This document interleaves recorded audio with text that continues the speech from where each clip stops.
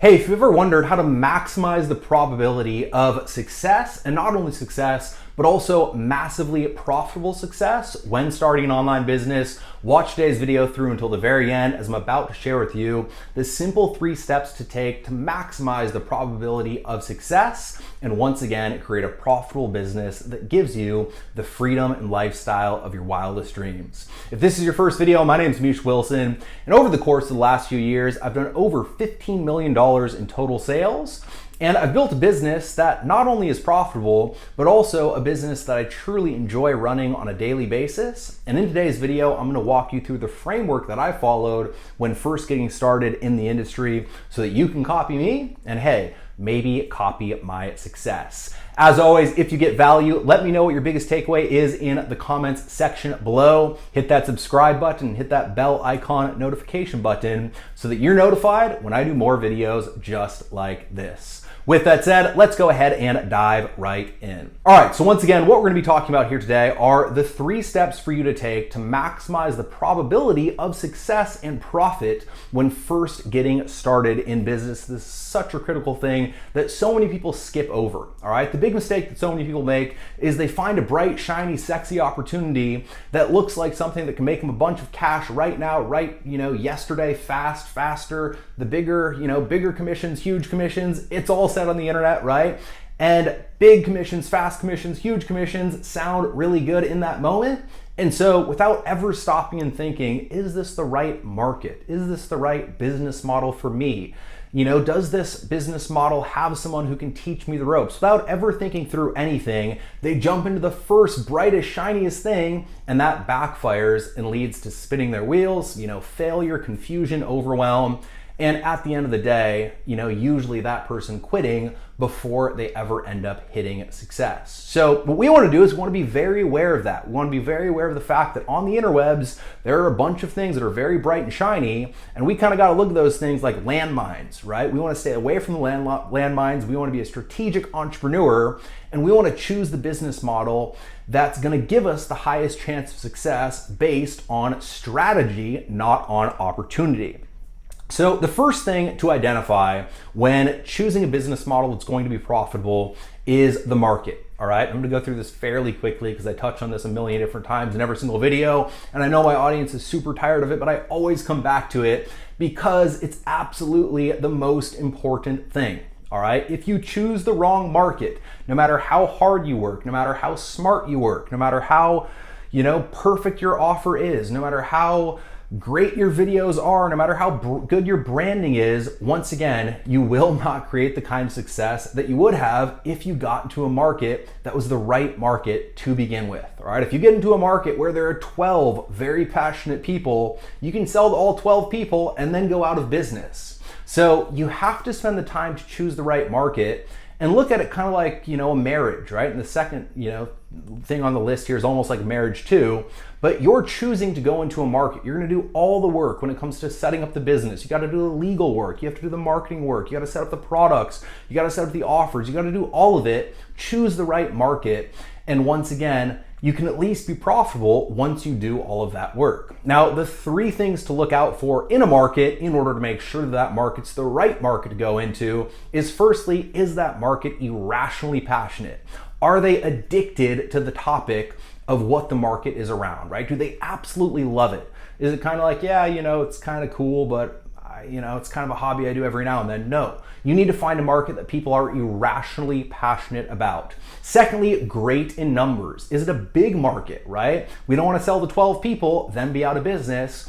And last, easily reachable. We need to be able to put a message in front of that market. So if we have an irrationally passionate market that's huge, it's a great number, but there's no way to put a message in front of them, there's no way to advertise to them, there's no way to market to them, well, guess what? No matter how much potential there is, there will never be profit. So once again, choose the right market. Great in numbers, irrationally passionate, and easily reachable. Choose the right market that's most profitable, and I'll give you the big 3 markets to go into. It's health, wealth, and relationships. So if you can choose between one of those 3, right? Health, wealth, and relationships, and then choose a category within one of those 3, right? Wealth could be building wealth through real estate, building wealth through internet marketing, building wealth through, credit, right? No matter what the various subset might be, choose one of those big three and you will be good from day number one. So that's step one. Now, step two is choosing the right business model within that actual market. Now, this is once again, people oftentimes find the right market, but they don't choose the right business model. The single thing to look for when choosing the right business model is not the upside, is not the potential, is not the lucrativeness of the business model, right? It's not how many other people are having success with the business model. What you should be looking at strategically as a strategic entrepreneur, very simply, is does this business model cater to my strengths as an individual? Right? So that's where self-awareness comes into play. You have to be aware of what your strengths are. Are you really good at constantly being out in front of people? Are you an extrovert, right? Well, maybe if you're an extrovert, guess what? Multi-level marketing, love it or hate it, it could be a very profitable business for you to go ahead and get into. Kind of different right now with the pandemic going on, but usually there's a lot of networking in that actual business model. And if you're naturally an extrovert, that might be a good model for you to go into. If you're naturally an introvert, right? If you're someone who just kind of likes to be behind the computer all day doing their own thing, they like go to the gym for a couple of hours a day, but usually you hang out with about 2 or 3 people your entire life and you're totally cool with it, well, guess what? You're kind of like me, that describes me. And maybe something like information marketing, affiliate marketing, where you're spending a bunch of time setting up different online sales processes, setting up courses, setting up different sequences, setting up systems on the back end to build a business. But a lot of it you're kind of doing, to be honest, in solitude. Maybe that's the right business model for you, right? If your strength is being out in front of people when it comes to videos, right? Maybe you want to kind of take the Oprah business model where you go and you interview a bunch of people, you create a podcast, you create a YouTube channel like this, and your number one thing is every single day you're going to provide a ton of value, you're going to interview people, you're going to bring their value to the world, based on, once again, that being your strength. So understand that if you choose a business model, let's say you're an extrovert, right? And you choose internet marketing, I promise you, you'll be miserable. If you're an introvert and you choose network marketing, I promise you'll be miserable. If you're someone who naturally, isn't supposed to be the person that's constantly out there and you choose to have the Oprah business model, I promise to you, you will fail, right? So the first thing that we have to do is we have to identify our strengths. So as a resource, I would recommend checking out the Wealth Dynamics Profile Test. Now, essentially what it is, you go through the test, you answer a bunch of questions. The questions are kind of questions where you're not 100% sure, but you're supposed to give your first gut reaction, kind of like the Colby test, right? The Colby Index. And when you're finished with it, it will show you the path of least resistance towards creating wealth. It'll tell you if you're supposed to be a star, putting yourself out there. It'll tell you if you're supposed to be a mechanic, which I am, constantly working on systems, right? It'll give you the first step to knowing what business model is best for you. So once again, choose the right market, choose the right business model, and last but certainly not least, do not try to do it on your own. All right, choose a mentor, invest in a mentor. And the key thing here is find a mentor who has done it the way that you want to do it. All right, so if you want a mentor who has built a business based on video marketing and you hire a mentor who's built a business based on email marketing, well, guess what? It's probably not going to be the best fit. If you want a mentor who's built a business based on email marketing, but you hire a mentor who built a business based on video marketing, probably won't be a great fit. And so this all circles back to you being self-aware of what are my strengths, what's my end goal, let's start with the end in mind and what type of business we want to go ahead and build. And when we do that, we can then identify the person who can help us get us there fastest. Now, when it comes to investing in mentorship, I've invested well over $150,000 plus, probably closer to $200,000 in my own education. I would say this, if you're hesitant about investing in mentorship, understand that the bigger risk is not investing and trying to do it all on your own.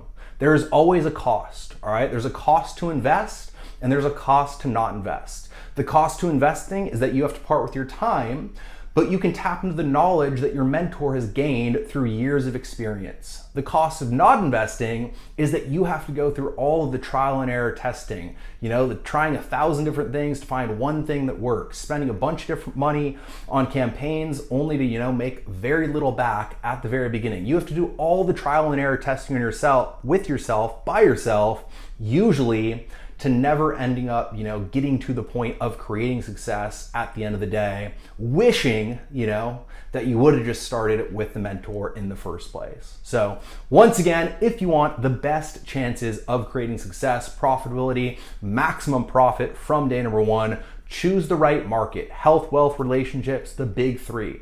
Choose the right business model. Check out the Wealth Dynamics profile to go ahead and choose the path of least resistance based on your unique strengths as an individual, and then choose the right mentor. Understand there's always a cost, and once again, invest in mentorship, get to your goals faster, get to, once again, having the lifestyle that gives you the business and the freedom of your wildest dreams.